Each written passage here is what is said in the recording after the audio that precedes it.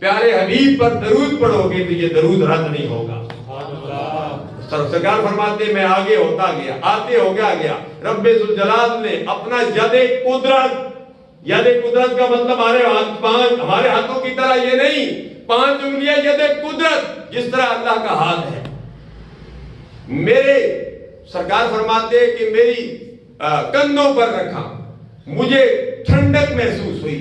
سرکار فرماتے ہیں فَعَلِمْتُ مَا فِي السَّمَاوَاتِ وَالْأَرْضِ، فرمایا مجھے ٹھنڈک محسوس ہوئی، فرمایا جو کچھ زمینوں میں تھا، جو کچھ آسمانوں میں تھا، سب کا مجھے علم ہو گیا۔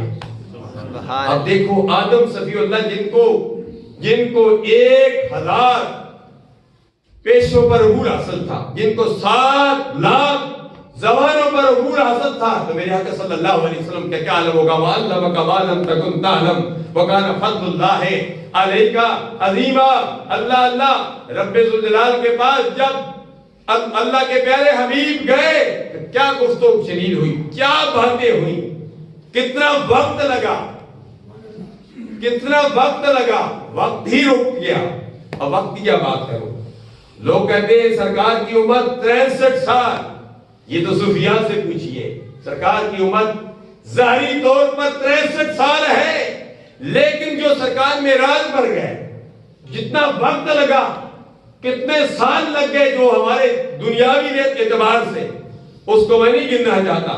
ظاہری طور پر 63 سال ہے، یہ سال، یہ وقت، یہ اس کو اللہ تبارک و تعالیٰ نے ایک جگہ پر روک دیا، فرمایا وقت تو اپنی جگہ پر رک جا۔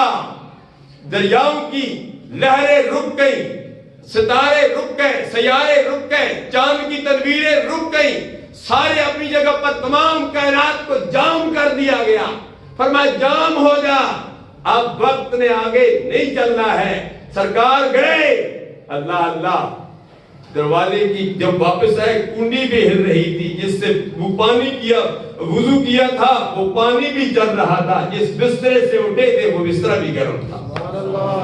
یعنی پتہ چلا آنے واحد میں، لیکن آنے واحد ظاہری طور پر ہے، لیکن وقت رک گیا۔ اس وقت میں سرکار نے کتنے مناظر دیکھے۔